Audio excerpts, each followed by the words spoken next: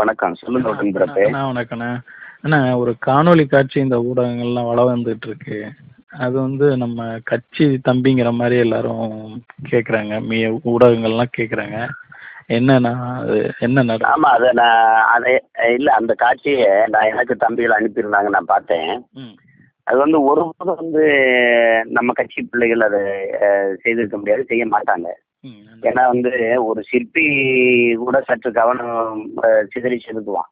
அதையும் விட ஆழ்ந்த கவனத்தோடு ஒவ்வொரு நொடியும் பார்த்து பார்த்து நம்ம பிள்ளைகளை செதுக்கி நான் வளர்க்குறேன். இருந்த மது, புகையிலை, இது போன்ற ஒழுக்கச்சிதைவான காரியங்களில் ஈடுபடாம செதுக்கி வளர்க்குறேன். இது நம்ம கட்சி பிள்ளைகள் ஒருபோதும் செய்ய மாட்டாங்க. நீங்க பாத்தீங்கன்னா நீங்க பாத்தீங்கன்னா ஆமா இதுல இந்த மாவீரர்கள்னு போட்டிருக்கு. இதுவரை நம்ம கட்சி தொடங்கிய காலத்துல இருந்து இந்த மாவீரர்களுக்கு நம்ம ஒட்டிய சூரட்டிகள் அல்லது நடத்திய நிகழ்ச்சிகளை பாத்தீங்கன்னா இந்த மாதிரியே கிடையாது. இப்படி கிடையாது. அதாவது விதையாய் விழுந்த தமிழ் மறவரின் கதையே எமது வரலாறு, இப்படிதான் நம்ம ஒட்டினது. ரெண்டாவது வீர வணக்கம்னு ஒரே ஒரு தான் இருக்கும். கீழே எப்பவுமே சுடர் விளக்கை நாங்க நடுவால வைக்கிறது இல்ல.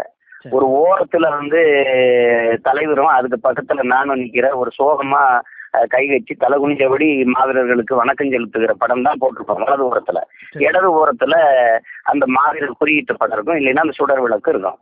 இது நேர எதிரா இந்த படத்தை நான் இந்த பக்கம் பார்த்துக்கிட்டு சிரிச்சுக்கிட்டு இருக்கிற மாதிரி வேற ஒரு படத்தை ஒட்டிருக்காங்க. அப்படி வைக்கிறதே இல்லை. இந்த மாதிரி சுவரொட்டி இந்த மாதிரி இது போறதே கிடையாது நம்ம. அப்ப ரெண்டாவது இது கீழே ஒட்ட வேண்டியது என்ன இருக்குது? கீழே ஓட்ட வேண்டியது இருக்குது. ஒருவர் இப்படி ஒரு காரியத்தை செய்யறவரு அவர் வீட்டுக்குள்ள இருக்கிற படுக்கறையில செய்யணும். அந்த இடத்துல நின்று செய்ய வேண்டிய தேவை என்ன இருக்குது? அப்படியே இந்த செய்யற செயலை ஒருத்தரை வச்சு பதிவு செய்ய வேண்டிய அவசியம் என்ன வருது? அப்படி பதிவு செய்ததை இந்த தேர்தல் நேரத்துல உடனே வெளியிட வேண்டிய தேவை என்ன வருது? இதை யாரு செய்வா? அது பதிவு அவங்க செல்ஃபில ஏதோ எடுத்த மாதிரி தெரியுதுண்ணே. செல்ஃபி வீடியோ எடுத்த மாதிரி தெரியுது. அப்படி எடுக்க முடியாது. அப்படி எடுத்தா அது அது நம்ம திரைப்படத்துறையில இருக்கோம். தன்படம் எடுத்தா எப்படி இருக்குன்னு தெரியாதா? கொஞ்சம் கூட அந்த கட்டம் இது பண்ணாம எதுவும் துண்டாகாம முழுக்க அது பதிவாகணும். ஓரத்துல இந்த படம் பதிவாகணுங்கிறதா நோக்கமா இருந்திருக்கு. ஆமா ஆமா ஆமா, அது தெரியுது. அசையாம அப்படியே இருக்குது பாருங்க. ஒண்ணு அந்த செயல்ல ஈடுபடுவர் யாருன்னு ஏன் அருகில போய் ஒரு காட்டல? தன்படம்னா செல்ஃபின்னா உங்க முகம் தெரியும்ல, நீங்க யாருன்னு தெரிஞ்சிருக்கும்ல. நீங்க ஒரே இடத்துல அந்த கருவி பறிக்கப்பட்டு ஒரே இடத்துல நிறுத்தி அப்படியே எடுக்கப்பட்டிருக்கு. நீங்க அப்படியே இருக்குது. என்ன நம்ம பார்க்காத கோணமா? அதே இடத்துல வச்சு திட்டமிட்டு எடுக்கப்பட்டிருக்கு. அது அந்த ஆள் யாருன்னு தெரிஞ்சிடக்கூடாதுங்கிற கவனமா இருக்குது. என்ன நடவடிக்கை? அவர் பேசிட்டா அவர் குரலை வச்சு கண்டுபிடிச்சிருவோமோன்ட்டு அந்த இது பேசாம இருக்கிறது எல்லாமே ஒரு திட்டமிட்ட நோக்கத்துல செய்யப்பட்டிருக்கு. அதை தூர வச்சு எடுத்து இப்ப நீங்க அந்த இடத்துல போய் நின்று அதை செய்ய வேண்டியது என்ன இருக்குது? எங்கேயாவது நாம் தமிழர் கட்சியினுடைய சுவரொட்டியில எங்கேயாவது அண்ணன் ஒரு பக்கம் நான் ஒரு பக்கம் நின்று மாவீரர் வணக்கத்துல இப்படி ஒரு சுவரொட்டியை காட்சிருங்க பார்ப்போம். இது திட்டமிட்டு பரப்படுது. இதுக்கு முன்னாடி பாத்தீங்கன்னா போன தேர்தல் அப்ப என்ன பண்ணாங்கன்னா 10 ஆண்டுகளுக்கு முன்னாடி பெரியாரிய மேடைகள்ல நம்ம கடவுள் மறுப்பு தத்துவங்களை பேசிக்கிட்டு இருந்தோம்ல. அப்ப ராமரை பத்தி பேசிட்டாரு, கிருஷ்ணரை பத்தி பேசிட்டாரு, இயேசுவை பத்தி பேசிட்டாரு. துளி காணொலியா நறுக்கி சம்பந்தப்பட்ட எல்லாருக்கும் அனுப்பி ஒரு பெரிய எதிர்ப்பலை உருவாக்கி நமக்கு ஒரு பெரிய பின்னடைவு ஏற்படுத்தணும்னு நினைச்சாங்க. அது நடந்துச்சு. இப்ப அது கடந்து போயிடுச்சு பாருங்க. இப்ப அதுக்கு இது ஒரு வேலை நடக்குது. இந்த கேள்விகளை நீங்க கேட்டீங்கன்னா அந்த இடத்துல வச்சு இந்த படம் தெரியணுங்கிற நோக்கத்துல பதிவு செஞ்சு அதை உடனடியா இந்த தேர்தல் நேரத்துல வெளியிடணும்னு இருக்கு. இப்ப வெளியிட்ட பிறகு நம்ம பிள்ளைகள்லாம் இதுக்கு பதில் சொல்லிக்கிட்டு கவனத்தை செலவழிக்கிறாங்க, திறனை செலவழிக்கிறாங்க. இப்ப தேர்தலை எப்படி கொண்டு போறது, சின்ன என்ன எந்த உயர்ந்த நோக்கத்தை இந்த அரசியல் எடுத்து வைக்கிறோம், என்னென்ன நம்ம மற்றவங்கள இருந்து மாறுபட்டு தத்துவங்களை, கருத்தியலை, அரசியலை கொண்டு போறோம், எவ்வளவு அக்கறையோடும் உண்மையோடும் இந்த மக்களுக்கு சிந்திச்சு நம்ம நகர்றோங்கிற கருத்தியலை கொண்டு போக விடாம இப்ப இதுக்கு பதில் சொல்லிக்கிட்டு ஓடுது பாருங்க. இதை ஒருபோதும் நம்ம பிள்ளைகள் செய்ய மாட்டாங்க. இது திட்டமிட்டு வேற எவனோ செய்யறதா. நீங்க பாக்குறீங்க தொலைக்காட்சியில நானே பேட்டி கொடுத்த மாதிரி ஒரு பதிவை போட்டுருவான். என்னோட பெயர்லயே போட்டு விட்டுறோம், என் படத்தையே போட்டு. இது என்னோட இவர் சில பதிவுல நான் பாக்குறேன். இது வந்து அவங்களே நான் பேசுனதா போட்டுருவான். ஆமா ஆமா ஆமா. இது எங்க பேசினாருன்னு காட்டினா அப்புறம் அதுக்கு பதில் இருக்காது. அது வந்து உங்களுக்கு தெரியும், இன்னைக்கு நேரத்துல அது கடந்த 6-7 ஆண்டுகளா இது நான் கடந்து ஒவ்வொரு கட்டமா வர்றோம், நம்ம பாக்குறோம். அதுல நான் வந்து ஒண்ணுதான் சொல்லுவேன், இதை வந்து ஒண்ணுதான் சொல்லுவேன், உங்கள் மீது வைக்கப்படுகிற விமர்சனங்கள் உண்மை இல்லை என்றால் நீங்க கோவப்பட தேவையில்லை. சரி, கரெக்ட். விமர்சனங்கள் உண்மை என்றால் கோவப்படுகிற உரிமை உங்களுக்கு இல்லை. சரி, ஆமா. இப்ப நம்ம இதுக்கு ரொம்ப கோவப்பட்டுக்கிட்டு இதுக்கு ஒரு பதில் சொல்லிக்கிட்டு இருக்க வேண்டியது இல்ல. இதையும் விட கீழாக போய் நம்ம வீழ்த்துவதற்கு வேலை செய்யறது தான் இந்த நம்மளை எதிர்க்கிறவர்களுடைய வேலை திட்டம். அதையும் செய்வாங்க. அதனால இதை காரி உமிழ்ந்துட்டு துப்பிட்டு கடந்து போய் நம்மளுடைய கனவை நிறைவேற்ற வேலை செய்யணும். அதுதான் இங்க முக்கியம். அதுதான் நான் தம்பிமார்களுக்கு சொல்லி கொண்டு வரேன். ஆனாலும் இதை இந்த குற்றச்செயலை செய்தது யாருங்கிறத கண்டுபிடிக்க நம்ம காவல்துறையில நம்ம சொல்லியிருக்கிறோம். அதாவது அந்த சுழியம் அந்த குற்றப்பிரிவுல அந்த 0 கிரைம் இதுல நம்ம சைபர் கிரைம்ல கொடுத்துருக்கோம். அதை அவங்க கண்டுபிடிக்கும் போது தெரிஞ்சிடும்ல.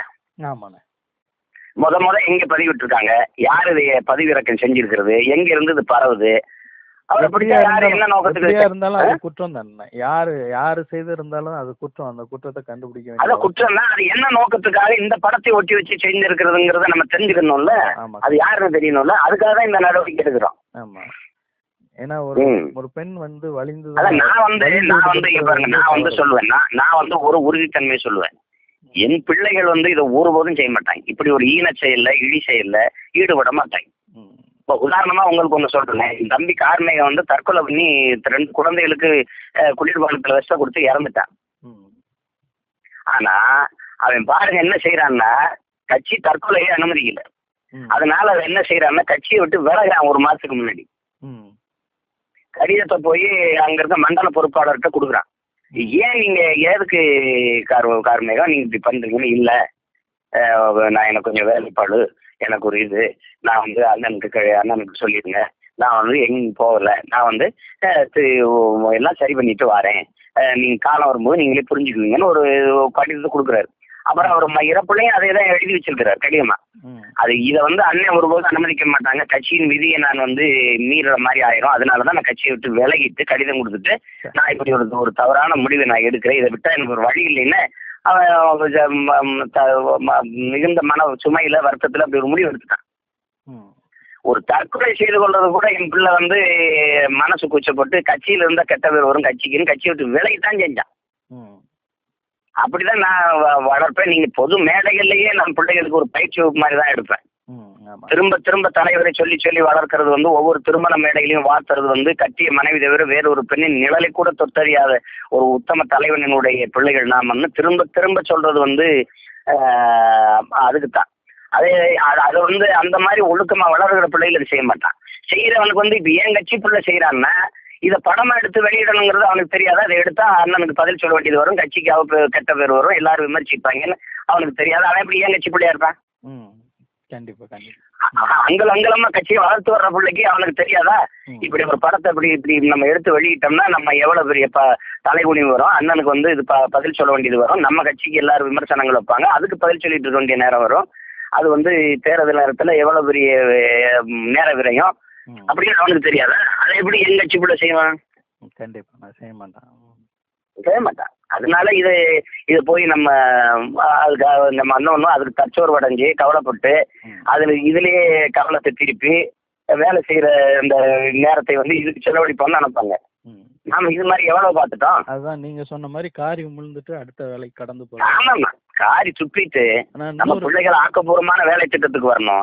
இதுலயே நீங்க வந்து இந்த இடத்துல சோர்வடைஞ்சு நிப்பீங்கன்னு அவன் நினைச்சது செஞ்சான்னா அதை அவன் வென்றுவான். அதுக்கு வாய்ப்பே கொடுக்க கூடாது. ஆனா இன்னொரு கேள்வி இருக்குன்னா, இந்த மாதிரி நிறைய வீடியோக்கள் வெளிவருது, பெண்கள் இதன் மூலம் நிறைய பாதிக்கப்படுறாங்க. இந்த இதுக்கு நீங்க என்னன்னா? இதுக்கு ஒரே வழிதான் இருக்கு. இது வந்து என்னன்னா, நான் ஒண்ணு சொல்றேன் கேளுங்களேன். ஒரு 3 வயசு குழந்தை, பச்சை குழந்தைய வந்து கொஞ்ச வேண்டிய குழந்தைய ஒருத்தன் பாலியல் உறவு கொண்டு போறான். 7 வயசு பிள்ளைய ஆசினிய கொண்டு போறான். 15-16 வயசு தங்கச்சி நந்தினிய கூட்டு வன்புணர்வு செய்து கொலை செஞ்சு போறாங்க. இங்க 3 வயசு குழந்தை, 7 வயசு குழந்தை, இப்படி பிள்ளை 60 வயசு பெரிய மனுஷி எல்லாருமே இந்த வன்புணர்வுக்கு ஆளாக்கப்படுவதை பார்க்கிறோம். இது வந்து உங்களுக்கு ஒரு நல்லா விளங்கிக்கிறங்க. நீங்க சிந்தனை என்பது செயல் என்பது சிந்தனையின் விளைச்சல். இதைதான் நபிகள் நாயகம் சொல்றாங்க. அப்ப நீங்க வந்து எண்ணம் தான் செயலாகுது. ஆனா எண்ணம் எங்கிருந்து வருது, சிந்தனை எங்கிருந்து வருது, அது சமூகத்தின் விளைச்சல்.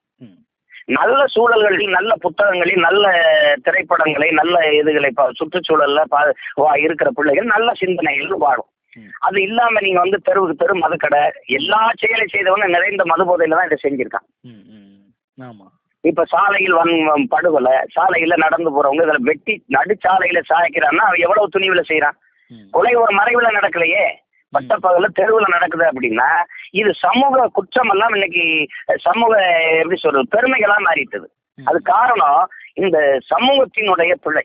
அது வந்து அந்த செயல்ல ஈடுபடுற மட்டும் இல்ல, நம்ம எல்லாருமே தலைகுனியணும். அப்ப இதுக்கான மாற்றங்கிறது ஒரு கல்வியில இருந்து அந்த கல்வி வெறும் வர்த்தகத்திற்கான சம்பாத்தியத்துக்கான கல்வி அல்லாம ஒழுக்கத்தை, அறிவை, வாழ்வியல் நன்னறியை போதிக்கிற கல்வி முறையை நம்ம கொண்டு வரணும். அது சின்ன வயசுல அந்த பிஞ்சு மனசுக்குள்ள நஞ்சு விதை விழாம நல்ல விதைகள் விழுந்து வளரும் போது அது இந்த சமூகம் வந்து ஒரு தூய சமூகமா மாறும். இது பாவம், இது தவறு, இதை செய்யக்கூடாது, ஐயையோ இதெல்லாம் குற்றம் அப்படின்னு அந்த பிள்ளைகளுக்கு இந்த செயலை செய்யும் போது உள்ளம் கூசணும். அது இல்லைன்னா இது வந்து இது தொடர்ந்து கொண்டுதான் இருக்கும். பாக்குறீங்க இந்த மாதிரி பேரவலங்கள் வந்து தொடர்ந்து கொண்டுதான் இருக்கும். இது வந்து ரொம்ப அடிப்படையிலிருந்து மாற்றத்தை கொண்டு வரணும். அதை நோக்கிதான் நம்ம அந்த கல்வி முறையை தான் நம்ம வகுத்து நம்ம ஆட்சியின் வரைவுல நம்ம கொடுக்குறோம். அதனால இந்த குற்ற செயலை ஈடுபடும் தன்னை மறந்த நிலையில தான் இதை எல்லாத்தையும் செஞ்சுதான்.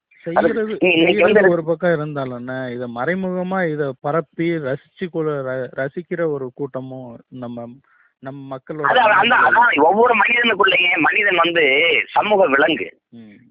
காடுகள்ல வாழ்ந்தவன் நகர்ந்து வந்து சமூகத்துல வாழ்றான். அந்த வக்ரம், அந்த மிருக சிந்தனை வந்து அவனுக்குள்ள வந்து குறைஞ்சது 70 விழுக்காடு இருக்கும். அதற்கு பிறகு அந்த சமூக கட்டமைப்பு, அவனுக்கு ஒரு கல்வி, அவனுக்கு பிடிச்சு வர்ற அறநெறிகள், இதுதான் அவனுக்கு கொஞ்சம் 30 விழுக்காடு ஒரு மாற்றி ஒரு மனிதத்தன்மைங்க நம்ம சொல்றோமே ஒழிய ஒவ்வொரு மனிதனுக்குள்ளேயும் அந்த மிருகத்தன்மை இருக்குது, அந்த வக்ர உணர்வு இருக்குது.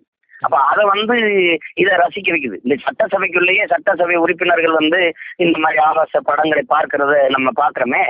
அங்க உட்கார்ந்து சட்டசபை நண்பர்கள் எடுத்துக்கா அப்படி இருக்குது பாருங்க. சின்ன பிள்ளைங்க பாக்குறாங்க, பெரிய மக்கள் பிரதிநிதிகளே எப்படி இழிவா நடந்துக்கிறதுனா நம்ம பாக்குறோம். பெரிய பெரிய பதவியில் இருக்கிறவங்க எல்லாம் இந்த மாதிரி நடந்து கொள்வதை நம்ம பாக்குறோம். அப்ப அது என்னன்னா இந்த உணர்வு வந்து ஒரு வெக்கி தலைகுனிய வேண்டிய உணர்வு. இதுல இருந்து நம்ம எல்லாருமாவே சேர்ந்து இது பண்ணணும். பெண்களை வந்து ஒரு போக பொருளா, ஒரு என்ன சொல்றது, ஒரு நுகர்வு பொருளா பாக்குற அந்த உளவியல் நிலை, அந்த நோயிலிருந்து நம்ம மாறணும். அதை பாக்குறவங்கள உடன் பிறந்தவர்களாக, அக்கா தங்கைகளாக, நம்ம தாயாக நினைச்சிட்டா பிரச்சனை இல்லை. எல்லாத்தையுமே அதையும் இப்ப நம்மள்கிட்ட விவாதங்கள்ல வைக்கும்போது எல்லாரும் பெண்கள் ஆபாசமாக உடை அணிகிறார்கள், அதனாலதான் இப்படி நடக்குதுன்னு ஒரு வார்த்தையில ஒரு குற்றச்சாட்டை வைக்கிறது நீங்க பாக்குறீங்க. ஆனா 3 வயசு குழந்தை என்ன ஆபாசமா உடை அணிஞ்சது, 7 வயசுக்குள்ள ஆசினி என்ன உடை அணிஞ்சது, 60 வயசு பெரியம்மா என்ன ஆபாசமா உடை அணிஞ்சா அப்படின்னா அதுக்கு பதிலுங்க இருக்கு.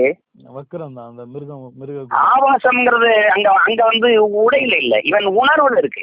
அப்ப அந்த உணர்வு தூய்மைப்படுத்தப்படணும், புனிதப்படுத்தப்படணும். அதுதான் அது வந்து நான் மாறணும், நீங்கள் மாறணும். அது அண்ணன் காந்தியடிகள் சொல்றதா, நீ இந்த உலகத்தை எப்படி மாற்ற நினைக்கிறியோ, உலகத்தில் எப்படிப்பட்ட மாற்றம் வரணும்னு நினைக்கிறியோ அந்த மாற்றம் வந்து உன்னிடத்திலிருந்து தான் தொடங்கணுங்கிறது.